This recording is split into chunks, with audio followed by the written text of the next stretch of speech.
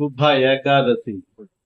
ఏదైనా ముఖ్య పనిని ప్రారంభించే ముందు పంచమి, దశమి, ఏకాదశి వంటి రోజులను ఎంచుకోవటం చాలా మందికి అలవాటు. వాటిని లోకం పుణ్యతిథులుగా పరిగణిస్తుంది. అలా శుభతిథిగా భావించే ఏకాదశి వాస్తవానికి ఒక స్త్రీ పేరు.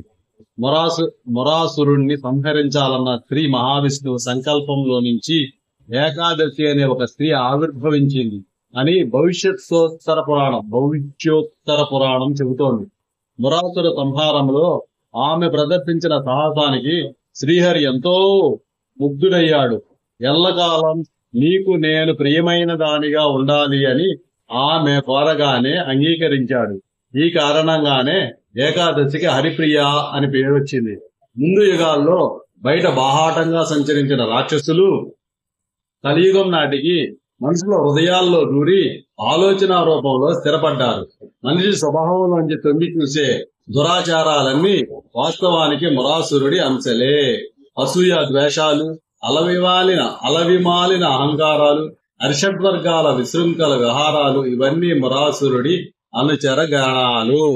వాటిని సమూలంగా నిర్మూలించాలంటే మనసును అదుపు చేసుకోవాలి. ఆ దృష్టితోనే నా పుణ్యతిథి నాడు మానవులు ఉపాసనాది ప్రత్యేక విధుల్లో నిమగ్నమయ్యేటట్లు అనుగ్రహించు అని ఏకాదశి శ్రీహరిని రెండో కోరిక కోరింది. ఏకాదశి పర్వదినాన ఉపవాసం నియమం ఆ రకంగా ఆచరణలోకి వచ్చింది. హరి అంటే శత్రువు. హరిని జయించాలంటే హరిని ఆశ్రయించటం ఒకటే మార్గం. తన్మయత్వంతో హరి సంకీర్తనలో నిమగ్నమయ్యి ఆకలిని మర్చిపోవటమే ఉపవాస దీక్షలోని ఆంతర్యం. అది ఏకాదశి రోజున మనిషిలో మరింత ఏకాగ్రతగా కారణమై ఎన్నో రెట్లు ఫలితాన్ని ఇస్తుంది. కాబట్టి ఏకాదశిని హరివాసరం అన్నారు.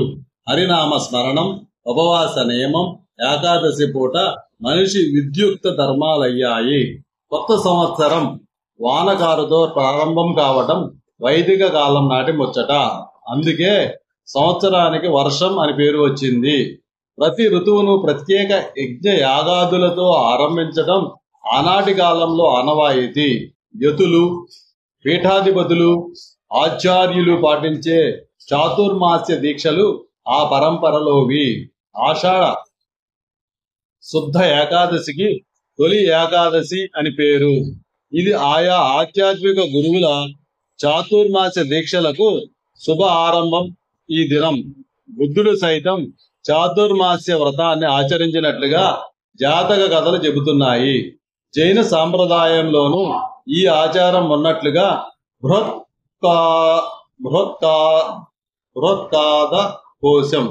బృహత్కథా కోశం అనే జైన గ్రంథం వివరించింది. హిందూ మత గురువుల చాతుర్మాస్య దీక్షల రీత్యా కూడా తొలి ఏకాదశి ఎంతో ప్రాధాన్యాన్ని కలిగి ఉంది. ద్వారకా నగరంలో స్త్రీలచే శ్రీకృష్ణుడు చాతుర్మాస్య వ్రతాన్ని నిర్వహింపజేసినట్లుగా పద్మపురాణం పేర్కొంది. తొలి ఏకాదశికి శయని ఏకాదశి అనే మరో పేరు. అందుకు గల కారణాలను పురాణాలు, వ్రత గ్రంథాలు వివరించాయి. సూర్యుడిని శ్రీ మహావిష్ణువు అంశగా ఆరాధించడం భారతీయ సంప్రదాయం. ఉత్తర దిక్కుగా సాగిపోతున్న సూర్యుడు దక్షిణ దిశగా పయనాన్ని ఆరంభిస్తాడు కాబట్టి దీన్ని దక్షిణాయనం అని అన్నారు.